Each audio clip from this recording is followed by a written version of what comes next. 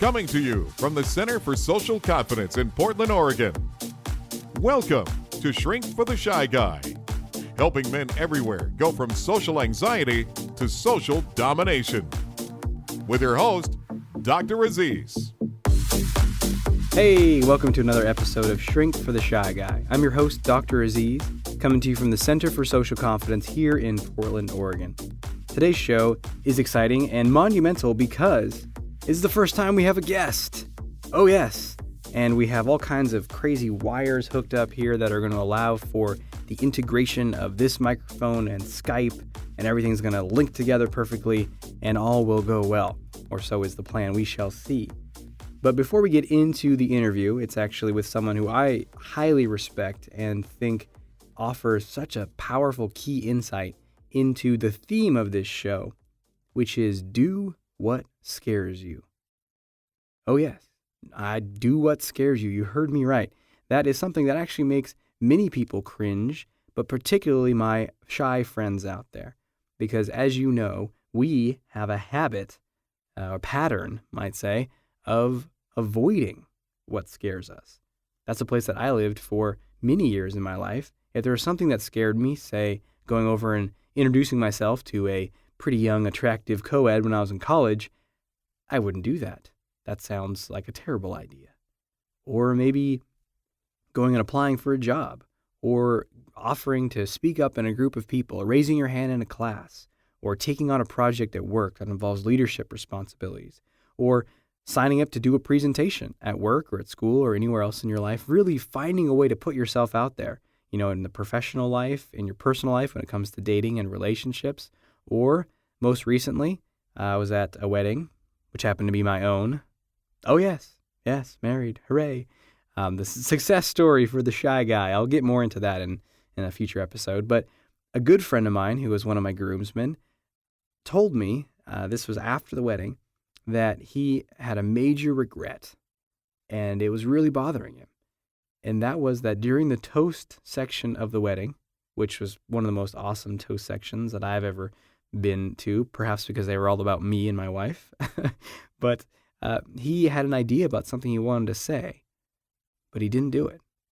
He talked himself out of it. And he's not a guy that you would think is overly shy. So it just goes to show that there are so many things in life that we want to do, but we don't do because we're scared. And then, like my friend there, we feel some regret. Or sometimes we don't even feel regret because we're just so used to living that way that it's just the way things are. That's just how we're going to be in the world. And that's its own sort of pain, its own sort of hell. And when we avoid what scares us for so long, that our life just becomes limited. Now we don't even feel the pain of regret anymore. We just feel the pain of numbness, of life not feeling full of color. It feels kind of gray and dull and repetitive and predictable. And that is a clear sign, my friend, that we need to shift something. And that thing that I'm suggesting you shift is to move toward what scares you, to do what scares you, to break that pattern of avoidance and find something in yourself. Find a well of courage that will give you the endurance, the stamina, the resilience to give it a shot and see what happens.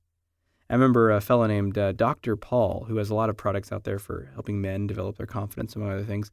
I remember hearing an interview with him a long time ago, maybe 8 years ago now at this point. But he said something that stuck with me to this day. And there was a formula he had. I don't really remember the exact specifics of the formula, so bear with me if I butcher it. But it was something like, if you are scared, but you do the right thing, like being scared plus doing the right thing equals confidence. Like that is a formula. He probably voiced it in a much better way than that. But he found a formula that if there's something that you're scared, but you find a way in yourself to do it, then you will develop confidence in yourself. And there is a formula for that, and it's actually called exposure therapy in cognitive behavioral therapy. That if someone wants to overcome a phobia like a fear of spiders, you systematically expose yourself to the thing that you're scared of, and you find a way to manage the fear, overcome the fears that are often really over the top. I know one client of mine, we were doing this, and he has a hard time interacting with people, terrified to start conversations with people, which was holding him back and for friendships and relationships in all areas of his life.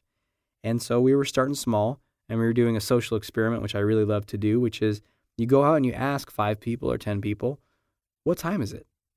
You just go into a supermarket and see someone there and say, excuse me, can I ask you a quick question? What time is it? Or you do that to someone on the street or wherever. And I remember the first time we were doing that, he was terrified. And so we were talking about it. I was like, well, what are you worried is going to happen? And he said, well, they're going to like give me this look of disgust. They're going to shake their head. They're going to think I'm some kind of weirdo and they're going to walk off. It's like, wow, that's pretty extreme. And you know what? As long as he didn't do it, which had been, his whole life, that was true. Why? There's no other evidence to the contrary. So he was stuck in that belief. He believed that was going to happen, and so that was his reality. Well, with enough convincing and cajoling and playing and even actually watching me do it a number of times, he realized maybe my fears aren't accurate. Maybe that won't happen. And that is actually the case. And he ended up doing it in that day that I was working with him. He ended up doing it with 5 or 6 people. And that might seem like, I don't know where you're at in your growth from shyness to social confidence. And you might think, that's easy, or you might be listening to that and being like, wow, maybe I'll try that experiment. But for him, it was a big deal. And what's most exciting is he actually came to me the next week. We were doing one-on-one coaching. He came to me the next week and said, I asked maybe 15, 20 people over the course of the week, and I never got a negative response. One time, some elderly person did not respond to him in a store, but he questioned if she didn't hear him. But he didn't take it personally because he had 19 other times that went well. So that's just one example of how this is going to work. And I'm going to get more into this in future episodes. We're going to talk a lot about the nuts and bolts of exposure therapy and how to use that to overcome your fears. And it's going to be a consistent theme in the questions and answer sections that I do when I take questions from folks. And you're really going to hear this throughout this radio show over time. And so I wanted to just introduce you to the topic. But I feel like there's no better way to really understand this topic than to talk to someone who really gets it. So in just a moment, we're going to be back and we're going to be talking to Josh Sabra, who is a guy who I think gets this on a fundamental level. He doesn't just understand it intellectually, he actually lives this. And so what I have a philosophy is if you see someone who's doing something you want to do, like for example, I've seen Josh walk up to a group of 4 women and just casually start a conversation with them. And believe me, he's not some pickup artist where he has scripts and he planned it all out ahead of time and he knows how to number clothes in 2 minutes. He's just an ordinary guy who believes in himself and is willing to give it a shot and willing to do it even though it scares him. And that's what's most amazing about him. So I've seen him do something like that. And my philosophy is, wow, if someone can do something that I want to do and I can't, there's probably something I can learn from them. So I want to talk to them. I want to understand their mindset, their attitudes, their approach to life, some of the lessons they've learned and how they've overcome some of the challenges that I'm facing. And so I'm going to ask him all those questions. And you're going to get a huge amount of benefit of really understanding the mindset of someone who's adopted the life philosophy of doing what scares you. So we'll be back in a moment. We're going to talk with Josh and cross my fingers that all our complex wiring of the 21st century will work. And my hope is that it will. And we'll be back in just a moment. Have you ever gotten fed up? I mean, so frustrated with being shy that you just couldn't take it anymore. And you said to yourself, I have to do something about this. And then what happened? Well, if you're like most of us, it might have worked for a few days or even a few weeks, but then you hit a major obstacle. You got rejected, or maybe you just got exhausted from pushing yourself so hard. The reality is, we are all controlled by our beliefs and patterns. And without changing your patterns and reprogramming your beliefs on a deep level in your body, change is difficult and usually not sustainable. But if you're ready to make that shift in your body and in your programming of your beliefs on a deep level, I strongly suggest checking out Confidence Unleashed. This program systematically guides you through changing those beliefs and activates your body in a way that helps you feel an immediate shift in your confidence. And once you make those changes, nothing can stay in your way for too long. So go to confidenceunleashednow.com to learn more. Expert interview. Welcome back to our show. In a moment, we're going to be talking with a good friend of mine named Josh Sabra, who is actually a guy who really, as I mentioned before, embodies this way of being in the world, where you move towards what scares you. You find some place in you that drives you towards something that you want, even if there's an obstacle in the way, even if you're not sure of the outcome. And he comes from what I would say is humble beginnings in Southern Oregon. And he grew up, we'll talk a little bit about his background in the interview, but he grew up with some adversity and challenges, and then he went into the military and actually rose through the ranks there and ended up in a position where he was commanding men underneath him, which I think gives a testament to how he takes things on in his life. And that didn't stop. When he got out of the military, he started his own fitness business and as a personal trainer and a health coach, and has, ever since I've known him, just been delving into that at a high level and really refining his skill. And I think he's got some interesting insights about how you can use your physical body and improve that to enhance your confidence. So we'll get his thoughts on that as well. And one final thing about Josh is this guy knows how to talk to women, and he's not held back by his fears. So hopefully we'll learn some of his tips and secrets and mindsets when it comes to that area. So thanks for joining us, Josh. I'm happy to be here. So as I said before, you really embody the philosophy of doing what scares you. And as long as I've known you, which has maybe been, maybe 4 years now, something like that, that's been how you live in the world. But I'm wondering, have you always done that? Do you remember when you started to do that? Was there a time when you didn't do that? Sure. Yeah, I talk about with my friends, being an introvert in high school and kind of getting lived and kind of not bullied by anybody in particular, but just kind of being intimidated by my peers and kind of being in a shell and kind of being trapped in that. I think the approach mentality that I took on, as you mentioned, in the Army. I joined the Army to get out of Roseburg, Oregon, which is where I'm from, and I enlisted as a paratrooper. And to be a paratrooper, you have to jump out of a plane a certain number of times, and I was terrified of that for reasons that I think are obvious. But I was certain, and I was 18 years old, and I had ridden in a plane maybe once or twice in my life, and every day over the base, you see people jumping out of planes and their chutes opening up. Literally hundreds of people are just parachuting over the space every day, and I'm like thinking to myself, certainly my equipment will fail. Like I have the worst luck in the world. Of the 1,000, I'm going to be the 0.1% or the 0.01% or whatever that the equipment fails and I fall to my death, 1,000 feet above ground over Fort Benning, Georgia.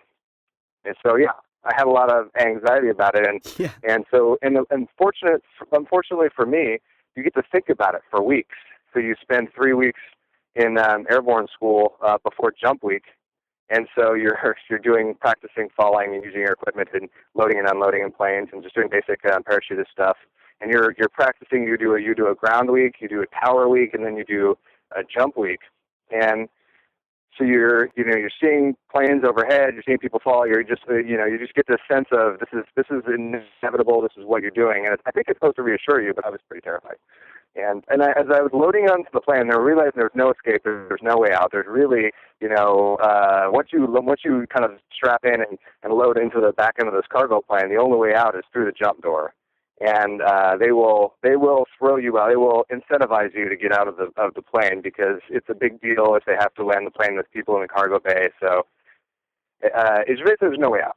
And furthermore, if you do not hand off your safety strap or the static line that pulls the chute open, if you don't hand that off correctly on your way out the door, the guy behind you could get strangled by it. So there's a measure of presence of mind you have to have. You can't just be totally terrified.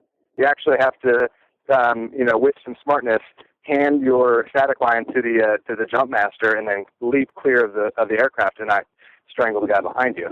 That's a particularly interesting piece of it that you're not only, two things you said stood out to me. One is that there's no way out other than the jump door, which I think is a pretty powerful metaphor, and we'll get into that in a second. But the other thing you said was that you had to keep a presence of mind about you. You had to keep your wits about you. And that actually reminds me of the fantastic film 300, in which they talk about these Spartans who were trained to fight from a very young age, that instead of feeling fear, they feel an enhanced awareness and an attunement of their senses. And it sounds like there's a similar aspect to your experience there where you're terrified, and yet you're forced by, needing to be aware of your surroundings and your peers so as to not cause problems. Right. I think that having a tactile mission, having a purpose in your hands, literally in this case, in front of you, and a process that you're going through takes your mind away from your own personal mortality and into all I have to do are these objectives. I have to check my gear. I have to hand it to the jump master, and I have to leap with full force and vigor outside the plane and get clear. Yeah. And that process, I imagine, was to keep people like me actually moving instead of just crying.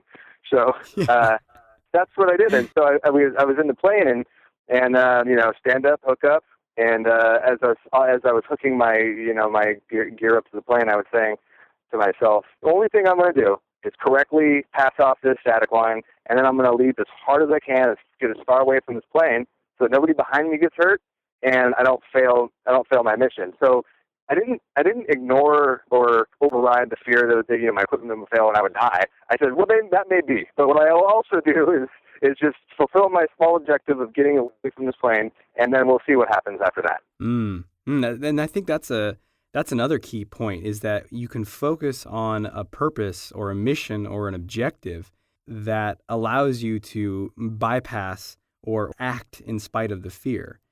We're going to take a brief break from the interview with Josh and be back in just a moment to hear more about what he has to say around a variety of topics, including dating and relationships. Are you tired of feeling stuck in shyness? Do fear and self-doubt stop you from being social or outgoing?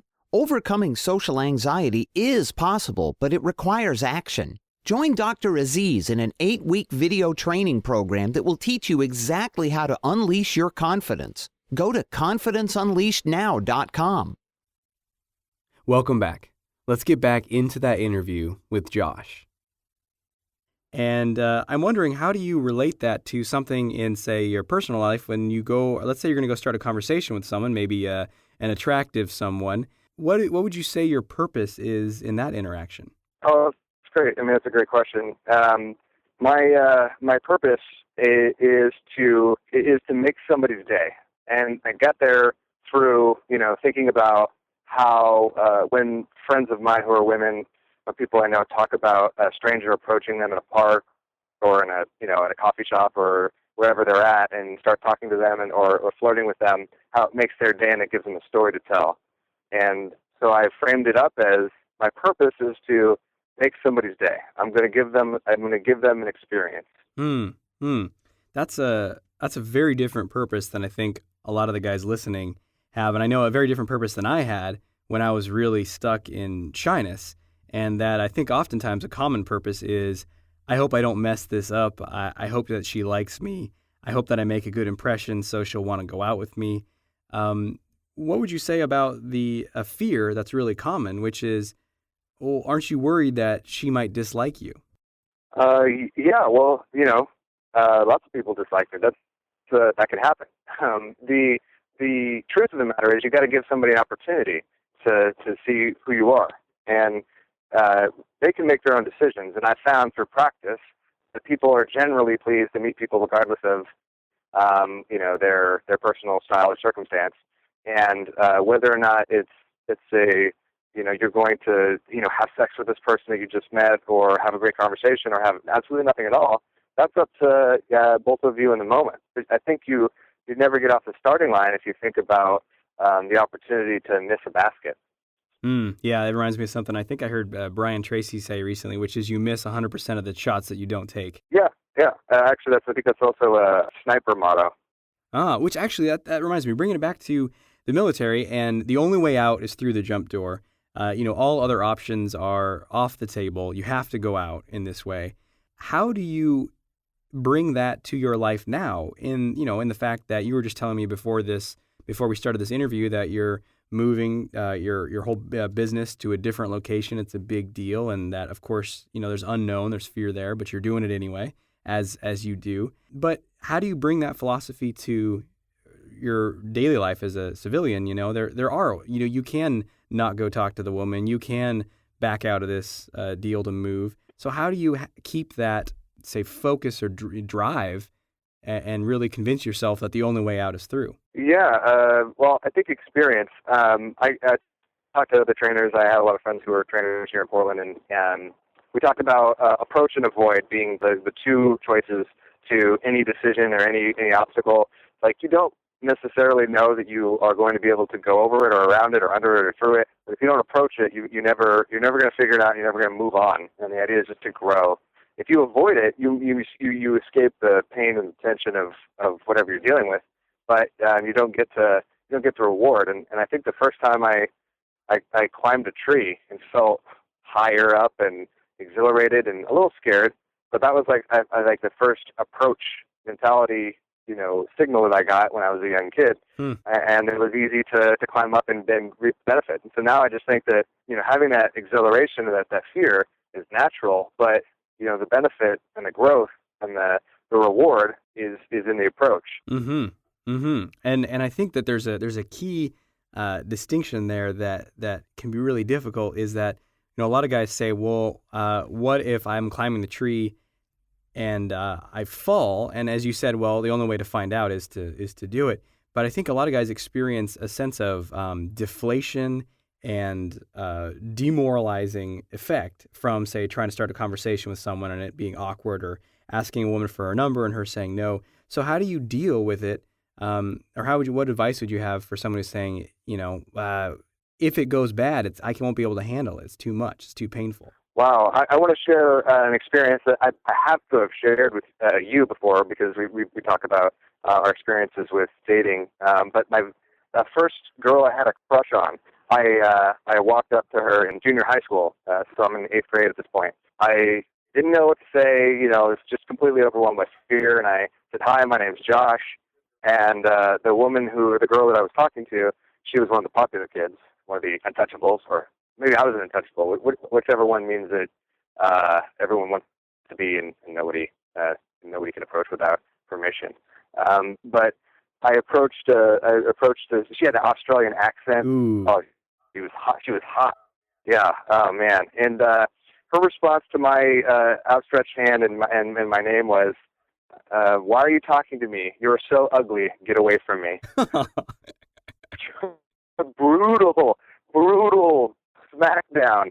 And I shrugged it off, and then I went home, of course, and cried for like 30 minutes about I was just like never gonna. I was destined to be, single and alone and a virgin, of course, and I was going to die alone, and it was the worst feeling in the world, and that lasted, I don't know, a few weeks, but that was pretty much the worst burn I'd ever had, and probably also incidentally in my most vulnerable stage, one of my most vulnerable stages in life. But falling out of the tree or getting rejected is kind of the inoculation of pain or getting into the approach mindset. The worst, I've fallen out of lots of trees and I've got a little scraped up, but you walk away. God forbid anyone dies from falling out of a tree after this conversation. But you're going to survive, and if you kind of let your fear, if you never experience true rejection or a true interaction that maybe doesn't go well, then your imagination will always be so much more powerful than real life. Yeah, that is a key point, and I really like so much about what you're saying. But the fear, the fantasy of how it's going to go badly is 9 times out of 10 way worse than reality. In fact, way worse. In all the men that I've been working with and all the experiences I've had, I've never had a woman or anyone that I'm trying to start a conversation with and be friendly with say something as harsh as what you described there in your middle school experience.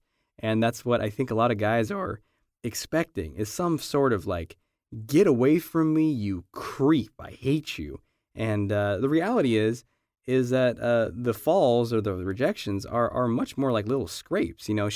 She politely says, "Oh, I'm sorry, I don't give out my number," or she kind of turns away or doesn't want to engage. So they're much more minor slights, but the power of our imagination to create these shadows and demons in the closet is never ceases to amaze me. And so I think what you're saying about, well, you have to, at some level, just do it, realize that you can survive it. And I love that you said that it inoculates you to future rejection, future pain. Yeah, it's huge. It's a big confidence boost, and just being somebody who can tell the story of trying and maybe falling short is way more character building. People really respect you for taking a shot. Whether you're, Wayne Gretzky trying to shoot a goal and miss, or you're, trying to start a business, or you're just trying to get, start a conversation with an attractive girl. Like, being the person who takes action speaks way louder than any blog or any, reminiscence, any fantasy. Because a lot of people have things they want to do, and very few people actually do them. That's all the time that we have for the interview with Josh today. I want to have just a little bit of time at the end of this episode to get into the action step. So we're going to cover the rest of the interview with him in the next episode, and that's actually a very fascinating discussion we get into about his experiences with online dating, as well as his approach with women in general, which you learned a little bit about today, but he goes a lot more in depth into it next week. And just as a teaser, he does very well with women. He's got some interesting stories, and I think there's a tremendous amount that we all can learn from his approach, his philosophy, how he handles rejection, and how he goes after what he wants. And it works out very well for him in his relationships with women. So we'll get into that next week. But for now, we need to go into the action step. Time for action!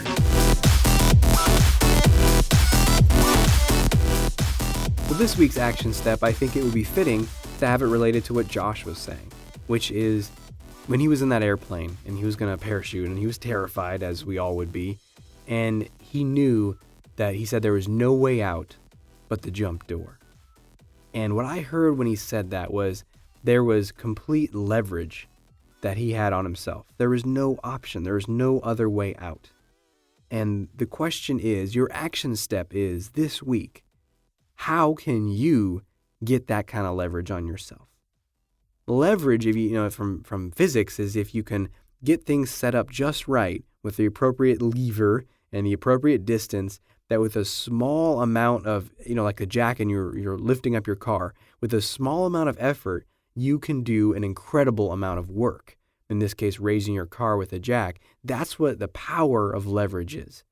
And we can harness that power with ourselves, but we have to know what is the lever? What is the thing that we have to push on in order to get ourselves to take action? For some people, leverage is going after the thing they really want. You ache so much that you want that. You want to be able to connect with a woman. You want to be able to have a girlfriend. That is powerful leverage to get you to take action. For other folks, I know I fall into this camp a lot myself, it's what you don't want. Oh man, that would be really painful if that happened, or if I couldn't get that. And so that drives you, that motivates you. For some people, it's their kids. For some people, it's desire for a connection or relationship. For some people, it's achieving that dream or going after that goal. But if you really focus on it, what is the leverage that you can get on yourself? What is the thing that you can focus on, that you can tell yourself, that makes it feel like there's no way out but the jump door? That makes it feel like I have to do this. This is a must for me. So that's your action step for this week. And join us next week. We're going to get more in depth in this interview with Josh. We're going to go into his philosophy on dating and relationships. And he's got some really interesting things to share there. And we're also going to cover some interesting stories of what's happening in the world around social anxiety. And potentially, if there's time, a segment of Ask the Shrink, where I got some email questions. They're always coming in my inbox, and I want to start responding to them in this podcast. And if you have any questions that you'd like me to answer in the podcast or otherwise, email them to me at draziz@socialconfidencecenter.com. That's DRAZIZ @socialconfidencecenter.com. And I will look forward to speaking with you in the next episode. Until we do talk again, may you have the courage to be who you are.